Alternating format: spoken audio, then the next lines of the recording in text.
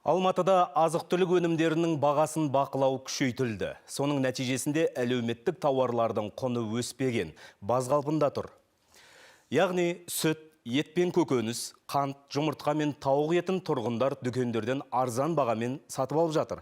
Әлеуметтік маңызы бар азық-түлік құнының негізсіз өсуіне жол бермеу және белгіленген сауда үстемесін сақтау мақсатында Алматы қаласы әкімдігі ірі сауда желілерімен бағаны тұрақтандыру жөнінде меморандумға қол қойған.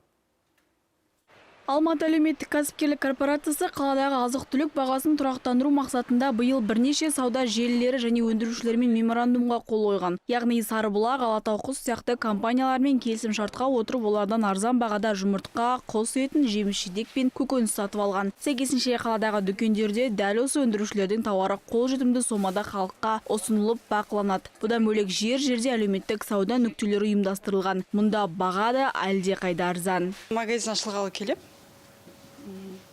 ұнайды, бағалары доступны, жақсы, продавцы хорошие. Басқа магазинге қарағанда бағалары арзан, тазашы. В основном фрукты и овощи. Негізінен сол күнделікті жейтін алма, банан аламын, өте ұнайды. Бағалары қолжетімді. Осындай әлеуметтік дүкендер көптеп ашылса деймін. Басқа магазинде бағалар, мысалы, алма 1000 теңге болса, бізде 600 теңгеден, 624 теңгеден, пияз 150 теңгеден, картоп 198 теңгеден. Сондықтан халық бізді таңдайды. Күнде бәрі овощтарды, зелендерді бәрі перебирать етіп, новыйдан заказ береміз. Күнде свежий овощтар келеді. Бағаны тұрақтандырудың тағы бір жолы ауыл шаруашылығы өнімдерінің жәрмеңкесі. Былтырдың өзінде қалада 104 жәрмеңке өткізіліп, 1 миллионнан астам адам сауда жасаған. 180 мың тоннадан көп өнім сатылған. Биылда бұл іс-шараны 4 ауданда ұйымдастыру жоспарланып отыр екен. Мамандардың сөзінше, ондағы азық-түліктің бағасы нарықтан 15-20% арзан. Осылайша жәрмеңке сатушыға да, сатып алушыға да тиімді дейді.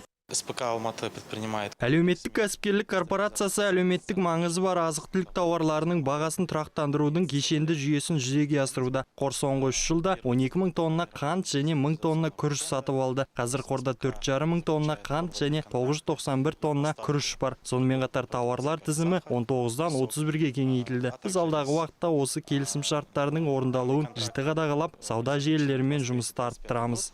Осылайша салаға жауаптылар шаһардағы азық-түлік бағасын өсірмейміз деп сендіріп отыр. Егер тұрғындар арзанға үлестірілген тауардың бағасын негізсіз шарықтатқан саудагерлерді анықтаса, кәсіпкерлік бөліміне немесе мемлекеттік е-өтініш платформасы арқылы арыз бере алады. Шағым расталса, саудагерге айыппұл салынып, келісім шарт бұзылады.